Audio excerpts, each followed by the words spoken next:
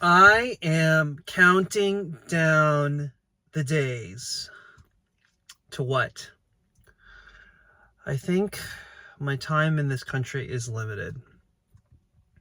Not in the like I'm a spy, but I think I want to leave. I probably have the ideal American dream. I have a house in one of the most wealthy neighborhoods in America. I own a condo in New York City, and I want to get out of here. I think the challenge here is figuring out what those logistics are going to be. And I think the hard part about this all is I don't know when it practically can happen. I think I'm just kind of venting here a little bit, I think, as I usually do. But the challenge here is I have a family, and they're still relatively young. To give some context, my youngest is in the early grades of elementary school. And so because of that, it's really challenging to figure out what kind of transition period that would be. And if I'm honest, a move like that would really scare me, and I don't have pagination from anybody, let alone my partner. Having said that, I think I have maybe about 10 or 11 years before I think I'm out of here. There's so many reasons why, but just thinking about it on my morning walk just now, this country really scares me. Back in 2016, I was really hoping for a bit of a revolution. Full transparency, I'm a Bernie guy, and I have been for quite a while. And for those of you who might be annoyed that I'm talking a little bit about politics, I think it's really important to say that if you don't have at least some awareness of it, to the degree that you understand what your rights and your options are, as I heard a politician once say, and I agree with her completely on this.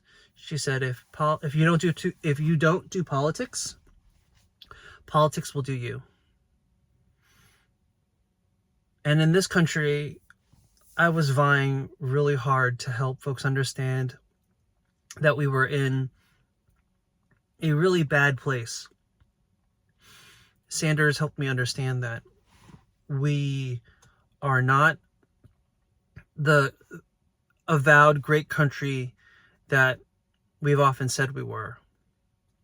I think anybody who has been any modicum of marginalized, and I think as an Asian male, I have understood that for quite a while, but not to the degree that I've been, just to give an example, a woman, a person of like dark skin color, like my black compatriots, my Latinos, my Latinas in New York. I just don't think anybody here who has undergone any form of marginalization is blind to the fact that we live in a country that is deeply unequal and deeply weighted towards those who have economic power. And it's just true in so many things. And so in this video, I'm just going to talk about the reasons why some people might want to leave the United States. And I think they're not trivial decisions. And a lot of this, I feel, just has to deal with employment. And I think we're going to just go through some of these and really get people to the place where we've gotten to the place where people are just leaving America in droves. And I don't blame them. And frankly, that's kind of one of the reasons why I'm thinking about leaving too. I think number one, America is just overall on social decline. I came from a trip in Thailand in 2000, and I literally saw highways ending in midair because they were starting to build them out. And I was starting to think, wow, Bangkok is starting to become a modern city. Now, to be clear, as my partner likes to point out, I mean, the mixing of slums and Thai infrastructure, growing modern infrastructure, was still very much sort of they're piled on top of each other, and so when you see that, it was little bit of cognitive dissonance. I don't think it's like that much anymore. If you see any of the videos of Thailand, now to be clear, there's a bit of glitz and glam in there too, but there's no question now that in 2026, Bangkok is one of the most metropolitan, cosmopolitan cities in the world. And I would argue it's probably rivaling Singapore. Maybe not in terms of wealth, because obviously, as many of us know, Singapore is crazy rich Asians. But in Thailand, there is no longer a question of whether or not you can live there in the lap of luxury. There's no question now. You look at any of the sort of really built up areas in Thailand, in Bangkok in particular, and there's no question, Bangkok is a modern cosmopolitan city. It rivals Tokyo, it rivals Seoul, and probably Beijing, Shanghai, Hong Kong, in terms of its bustle, in terms of its economic ability to drive business through the region. You look at places now also like that are up and coming, like many cities in Vietnam, like Ho Chi Minh City or Saigon. I hope those are not the same city. Even expat locations like Da Nang. The quality of life is just better.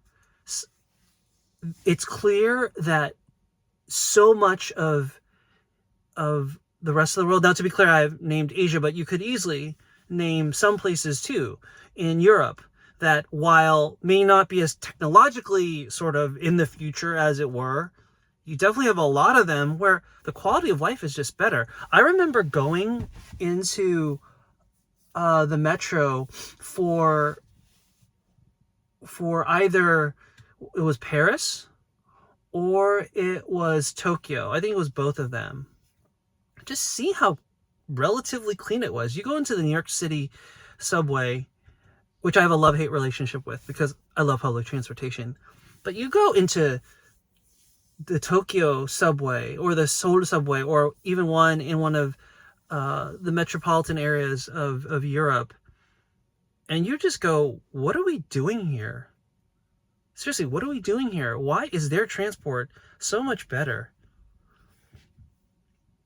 Food is better over there in pretty much every way, mostly because in the United States, we have to have everything in every place and everywhere. But you know what that requires? That requires truckers, God bless them, to ship that stuff all over the United States so that wherever you live, you could have strawberries or oranges.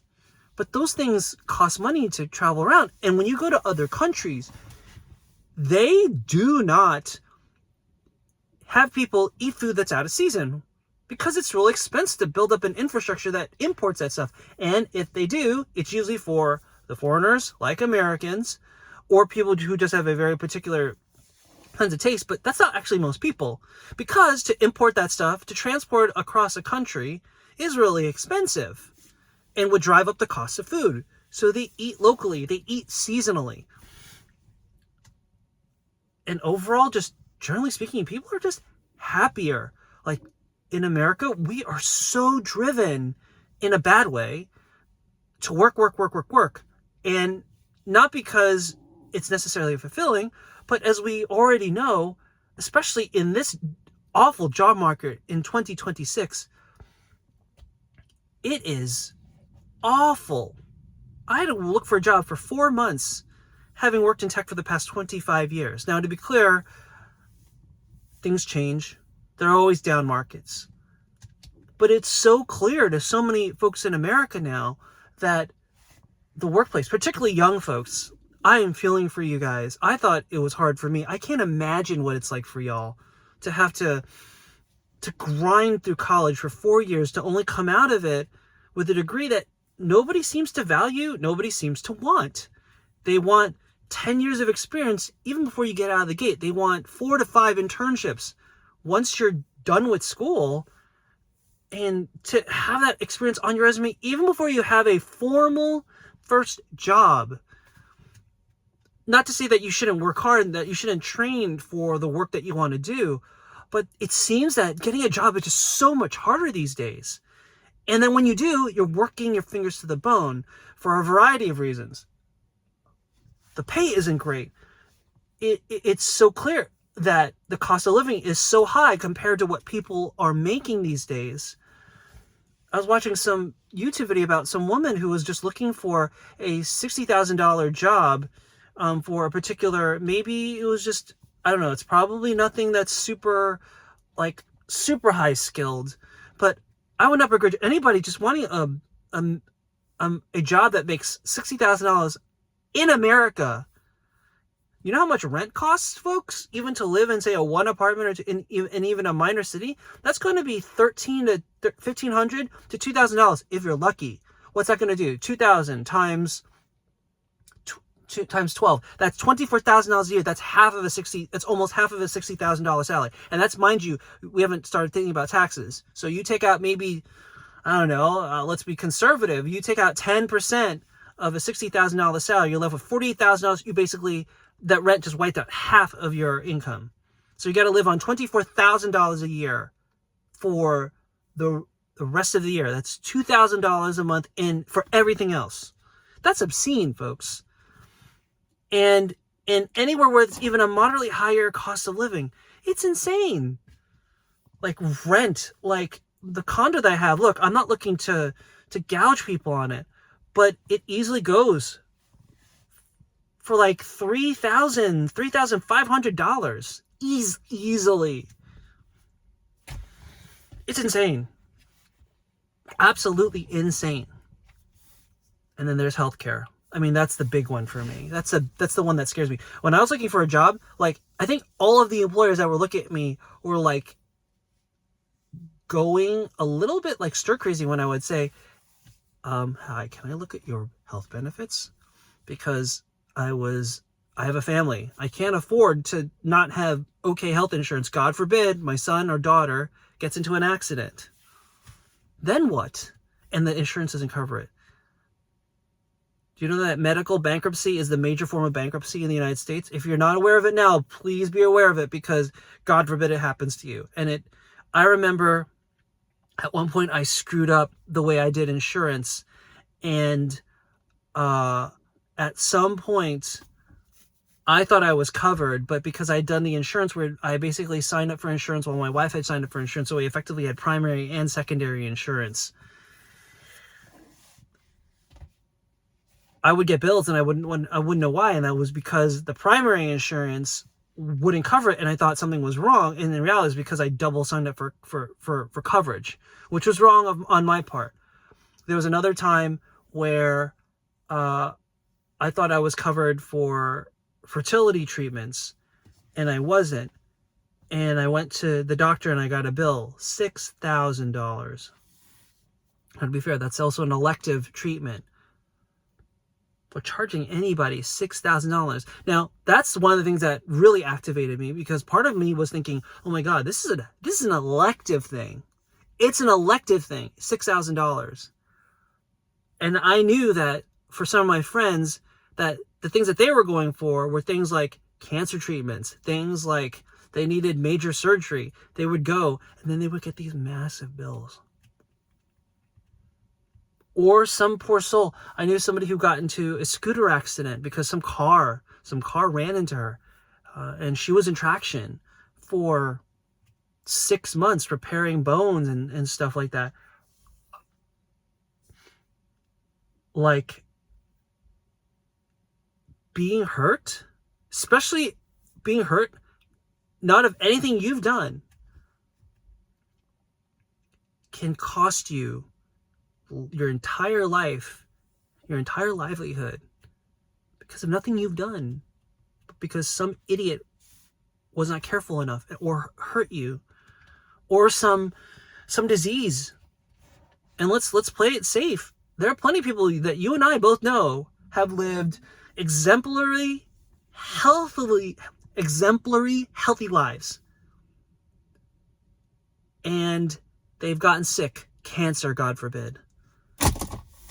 And they don't have the insurance, or for some reason their insurance isn't good enough. And it literally wrecks their financial future. But that's a reality here in the United States. People do, there's literally an industry now for medical excursions. People going to Malaysia, Thailand, Singapore, not Singapore, sorry, because that's a little expensive too, but Japan. My in-laws will go to Seoul for certain types of medical care because it's just cheaper. And they're not going to get an out-of-pocket medical expense that's going to literally bankrupt them. In this country, that is a reality. It's the major thing that got me onto Bernie Sanders. Like he was saying, nobody should go bankrupt because of health care. No other modern country in the world allows people to go bankrupt because of a medical bill. Do we see how sick we are in this country? I mean, that's the big one. Because if you don't have your health, what do you have? But literally, insurance companies are hanging on a carrot in front of these in front of people and saying like, hey, if you don't have a great job, you're not going to have great health insurance. And that's the other thing too. We talk so much about freedom in this country. We talk so much about entrepreneurship, a frontiersman spirit. People always like evoke the West as sort of this place where if you just work hard and you really like take risks and you are entrepreneurial and you build something from scratch, you will have the chance to be successful. But who's going to take that risk? Who can afford to take that risk when your health has to be sacrificed for that? And the sad part of it is that so many people are sacrificing their health to build these businesses, and God forbid they get into one of those situations, that medical bill hits, and it's over. So much for putting yourself out there. How can you expect people to make risks, to be entrepreneurial, when the danger of medical bankruptcy literally hangs over people's heads if they don't have a job that has medical insurance? Now, to be clear, to play a little bit of the side, the ACA is there. There's a little bit of a backstop there.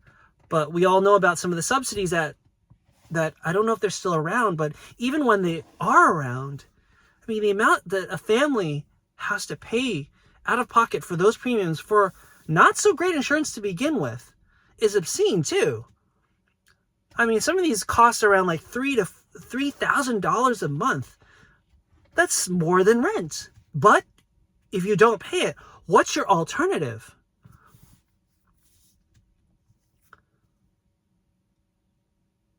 That sort of tightrope is the thing that I think so many Americans now are looking to escape, and I don't blame them. So this leads me back to sort of my first thoughts on America in terms of people wanting to leave. I say do it. Don't let the jingoists tell you otherwise. As I heard nomad capitalists say, and again, I'm no huge fan of somebody who quote unquote calls himself a capitalist, but I'm also a realist. I'm a pragmatist in some ways, especially for those who need a way out. And so for those of you who need a way out, nomad capitalist says, go where you're treated best. And I agree with him. This country does not treat people well. It does not deserve the American people who work so hard to support their families, who work so hard only to get laid off by corporations who are given all this power just so that they can make a few extra bucks. Another thing, the emphasis on shareholder value is just insane. Absolutely insane. The way AI has sort of made every employer like of this single hive mind of we're not AI, AI can replace people. It's insane. I work in tech. I'm an engineering manager. I understand where AI can provide value, but it is not an excuse. And it hasn't been, and it has been proven beyond a shadow of a doubt now that AI has to be regulated. It also has to be very much stewarded properly.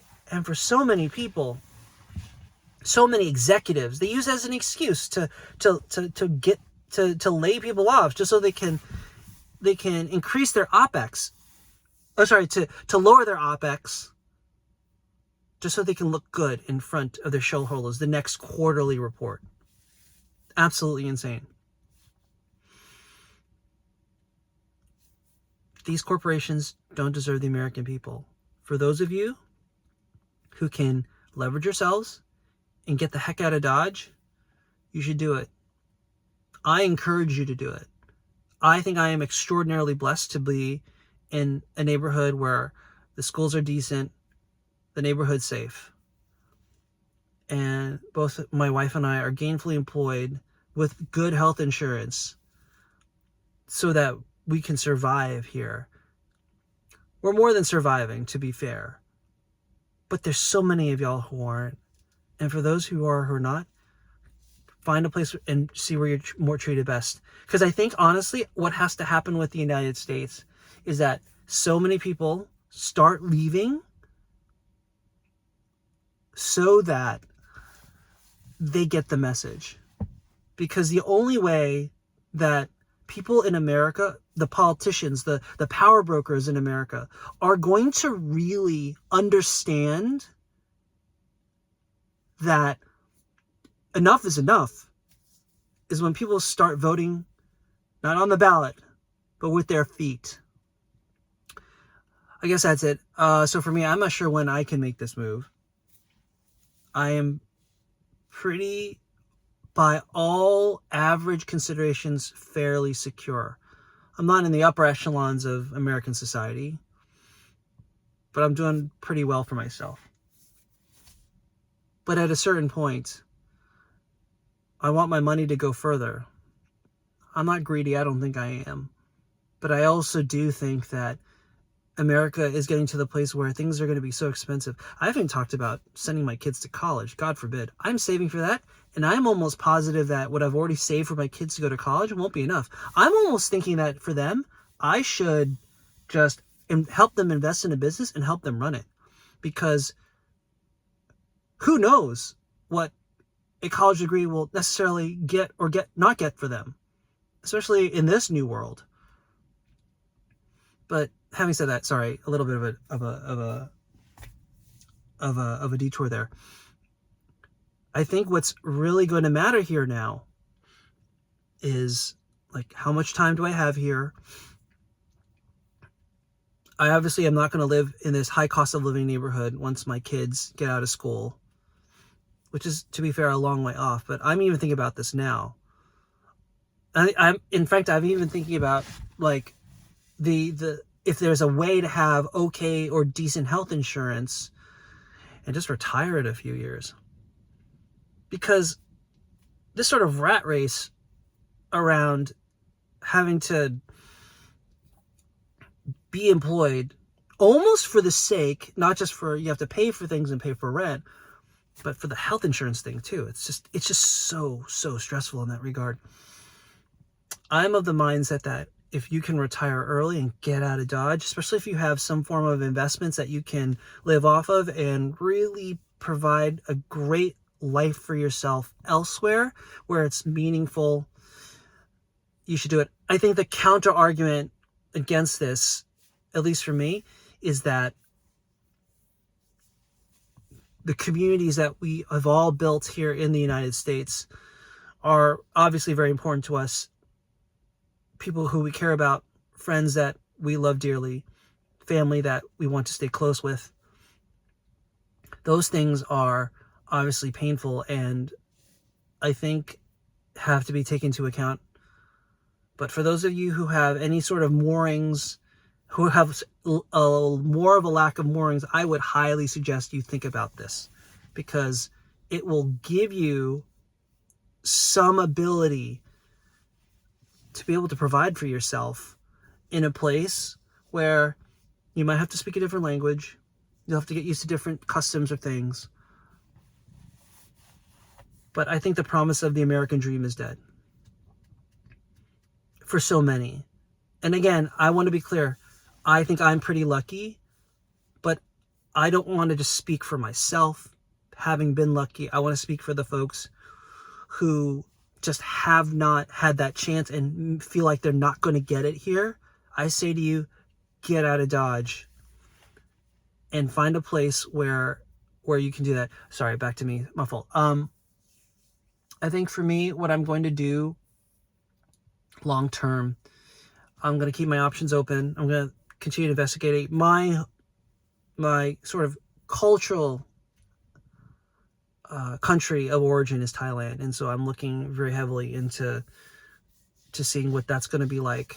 I have some family there who I care deeply about, and frankly, they're way better than the sort of Americanized Thai family that I lived here with so long. And if I'm just brutally honest, the American capitalistic mindset completely screwed up my side of the family that lives here, and I would love nothing better than to get away from all of them.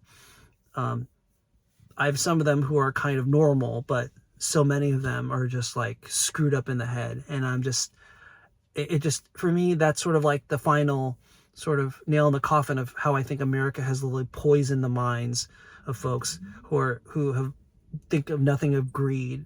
Sorry, who think about nothing but greed.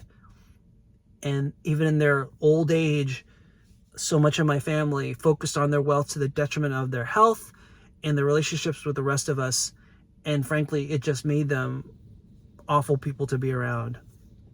And so I want to go back to, and so the irony is, and I'll end with this, I would go back to Thailand on occasion and visit my family. I remember very vividly going to Thailand to visit my family for 3 months over the summer. 2 months, sorry. After 6th grade it ended. And I remember just having the time of my life. Now, to be clear, it's summer vacation and you're not in school and there's all those things that are going, but I remember having such an amazing time with my family. And it goes back to all this social stuff I'm talking about. I was always at my grandmother's house. That's where we're staying. But family would come over all the time. We'd have dinner together. We'd talk together. I'd play with my cousins. We would hang out together. Like, I felt like I was part of a real family. The social fabric was just so much tighter there. Now, to be clear, I was fish out of water, but being there, I felt like I was home. And when I had to leave, man, you ever have that moment where you feel like you've missed something that you've never had? That was one of those moments in my life. I remember leaving. I remember sitting in the car crying, and my cousin crying with me in the back seat, and he gave me a big hug and a handshake because he was the one I played with the most during that summer. And I remember leaving and crying and just having just this feeling of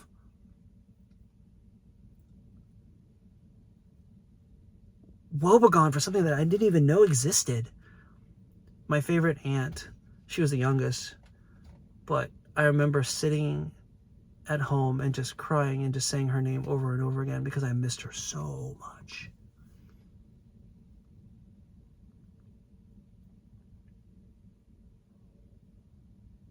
And I was like that for at least a few days before I kind of, so to speak, returned back to normal. And I realized at that point, at least when I was that young, I was like, I knew I was missing something here. And that sort of social fabric just doesn't exist here in the United States. It can, but at least it didn't for me. And throughout the whole fabric of American society, for all the aforementioned reasons, is why I think so many folks just don't want to stick around. I think I'll do it for this video. I just think that it's just super important to think about for y'all. Go where you're treated best. And for so many people, America's treating people like crap. And because it is, you deserve to get out of here. I don't have any specific advice on this. I just feel like I want to just vent sort of cathartically for folks who are just sick of this nonsense. So for those of you who have a bit more money, you might want to look at Nomad Capitalist for moving to Thailand or Vietnam. There's so many people who talk about that. For folks who want to move to a place in Europe like Spain or Portugal or maybe Eastern Europe, there's definitely folks out there. Look them up. They're definitely on YouTube. I definitely watch them just to get ideas on what's going on in terms of moving out there. But if you want a better life for yourself, you don't have to find it here. You can find it somewhere else. America is not the only honeypot in the world, or at least from not just a economic standpoint, but just a whole life standpoint. I think America has poisoned us to the idea that you need money to live a good life. And I think places, especially just because this is my experience in Southeast Asia especially, but I'm sure other places in the world too, you don't need to have all the money in the world to live a better life, to live well. I think America has poisoned our minds to think, okay, if you don't have a lot of money, then you're poor. No, poverty comes in a lot of different ways. And particularly in America, especially having a lot more money doesn't make you richer. And in some ways, because of the disparities that exist here, you could be a lot poorer. Anyway, enough blathering, enough venting on this video. I just wanted to say I'm out of here in some amount of years or so. I'm looking to get out. I'm actively planning for it, at least for the purposes of I'm not staying in this hellhole. I want to go somewhere else where people are valued and people are cared for. And if it means that I leave, you should leave. I think all of us should leave at some point, just to prove to the titans of industry that sit here, as well as all the power brokers in America, that we don't owe them. They serve us. And until they do, we're not sticking around. Anyway, that's it for this edition of Year 47. Thanks for listening to me vent. I hope this resonated with some of y'all. And I hope to see you in the next one. Cheers.